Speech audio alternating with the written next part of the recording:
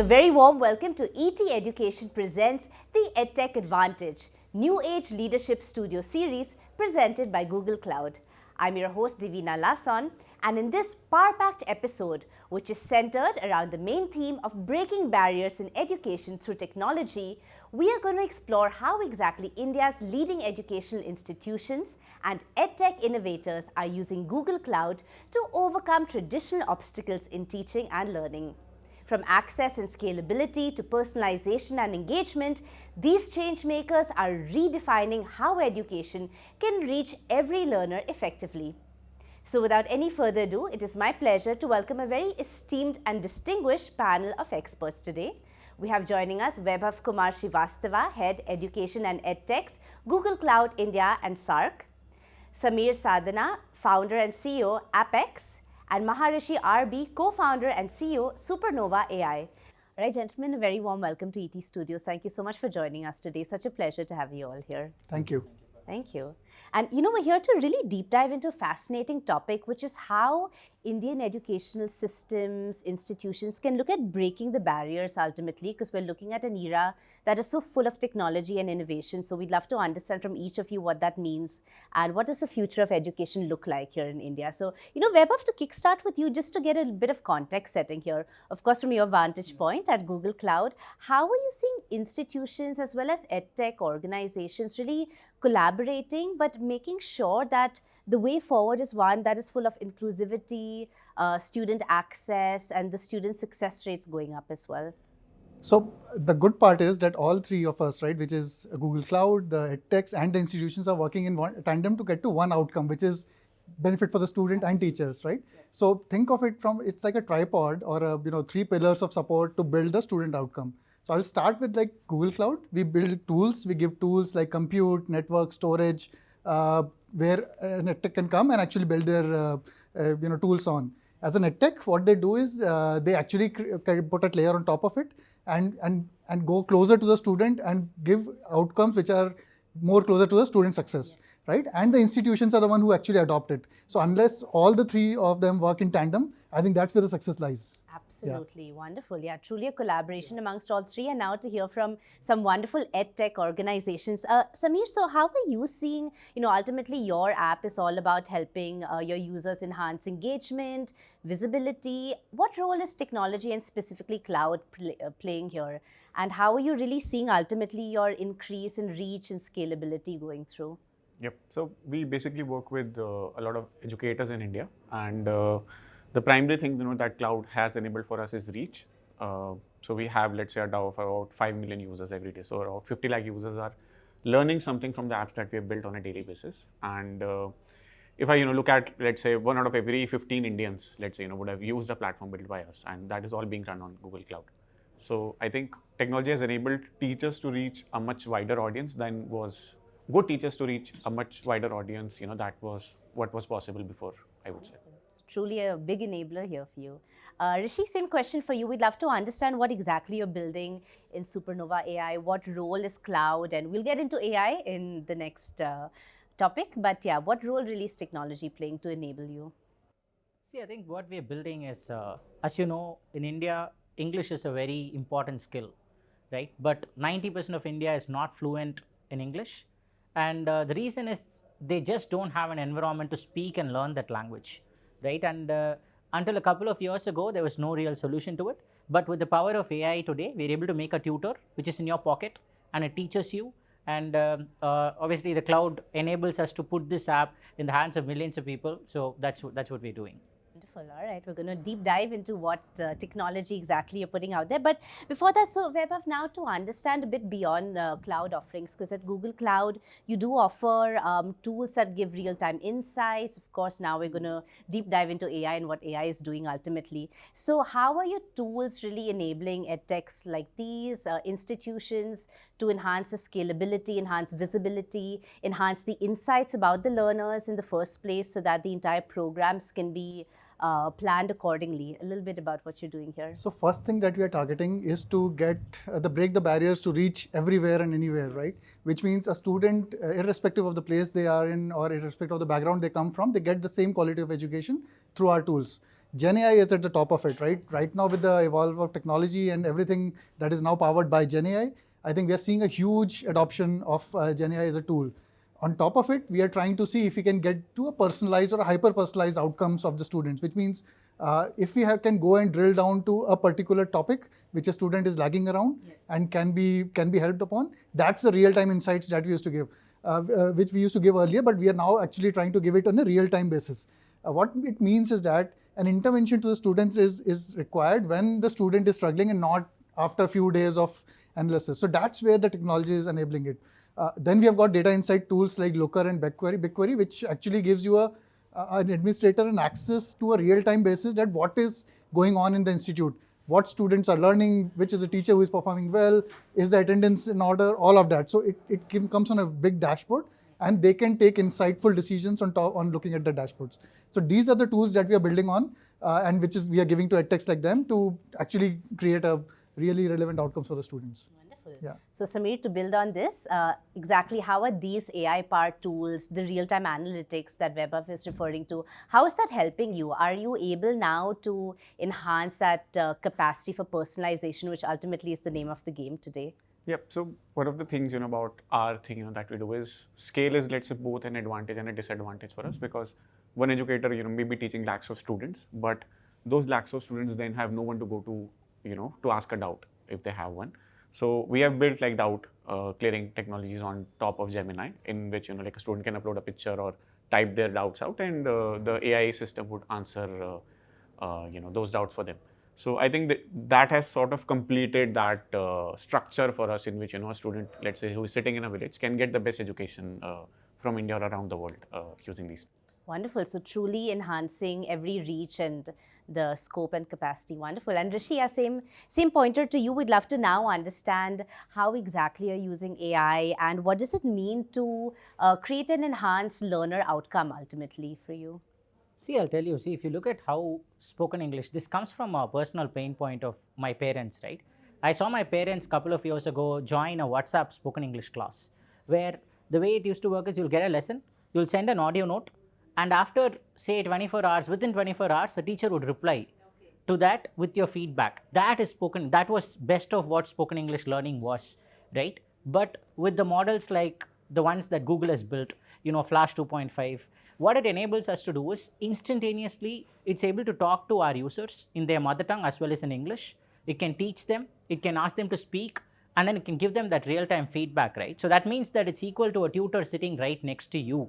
And then every day, if you got access to a tutor like that, where you could speak and practice for 30 minutes to an hour, that we're able to put it in the pocket of every single person at an extremely affordable price, a tutor for everyone. That's what we're able to do. And thanks to technologies like the ones that Google has built for us. Fantastic. Are there any specific measurable outcomes that you could share with us? And Sameer, it will be the same question for you. Yeah, I think at this point of time, over the course of last 2 years, we've had 75,000 people who've gone through a 6-month to 1-year course, where their fluency has improved by about 30 percentage points. And this is completely without any human intervention, right? And they actually speak and learn, and we have recordings and objectively measurable learning outcomes. So we've mastered, with this AI, we have a method that actually gets you to fluency. So that's something that we've mastered with, we are going to publish a paper on it, and that's where we are. Fantastic. Sameer? I think we have mostly been focused on education, as the final outcome, and not just AI. And we are just using cloud as a tool to deliver that. So in our case, I think the best outcome that we have seen is like a lot of, delivery boys, a lot of, let's say, people who are baristas in Starbucks or, these places, they have been accessing the tools that we have built. They have been accessing the teachers who are, let's say, not in their cities to get higher paying jobs. So I think those kind of outcomes we have seen, getting delivered, wherein a student from a village who just has access to the internet is now able to crack UPSC or exams like that. So I think that is where I would say, majority of the impact has been from our side. Fantastic. Truly inspiring future of Indian education. Wonderful. Vaibhav, so finally, we are talking about the technology that platforms like you provide, and the EdTechs and the institutions ultimately that apply them. So how would you say ultimately we can think about collaborations these days? How are collaborations really the stepping stone to enhancing the quality of education in India and really taking us into the next generation? See, collaboration is the prime, because just look at the examples, right? There are two different organizations building on Google Cloud with two different outcomes, but both of them making super impacts, right? And that's where the crux of technology and the beauty of technology comes into play, because while one is actually trying to solve the problem of reach, the other one is actually trying to solve the problem of taking English to the masses, right? What lies underneath are maybe the same tools or the same technologies which are being used in a different ways for their benefits or their outcome-driven approaches. And that's where the satisfaction of working in an organization that can give these two separate outcomes while delivering the same level of technology experience is actually paramount. And if we can't collaborate together, if we can't sit together, brainstorm that, okay, what does it take to solve a particular outcome, I think, and that's where the fun lies.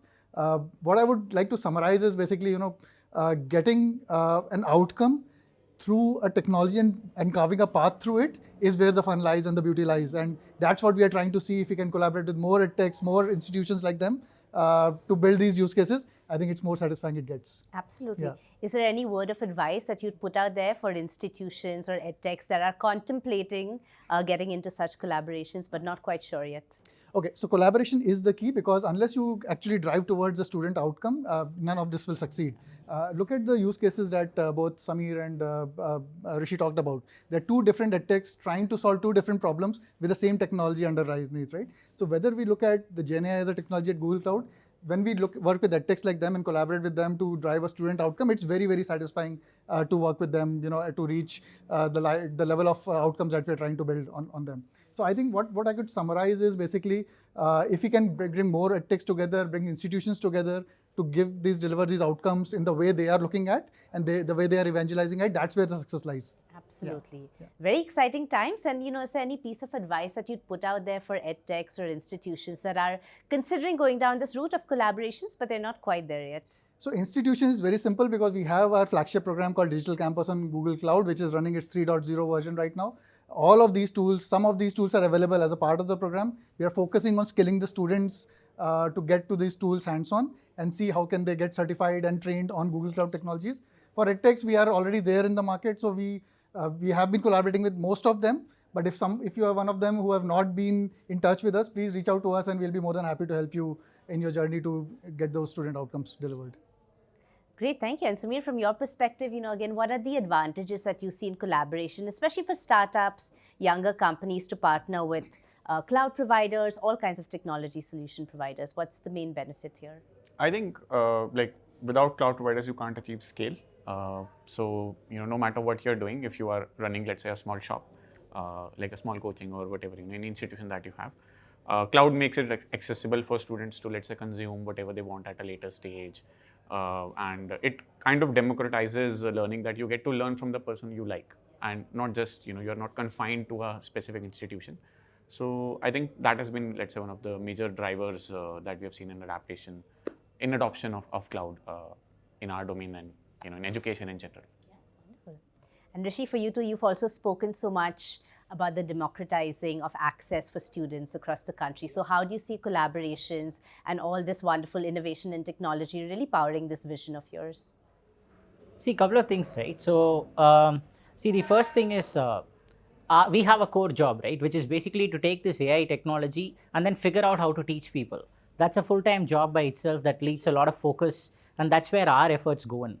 And that is, we are able to focus on that and do this because someone has solved these other problems for us, right? Because these models are built by Google, and then you have cloud infrastructure by the likes of Google. So you don't have to do any of those things. You can just focus on your problem. So it's building on the shoulders of giants, right? It's a case of that.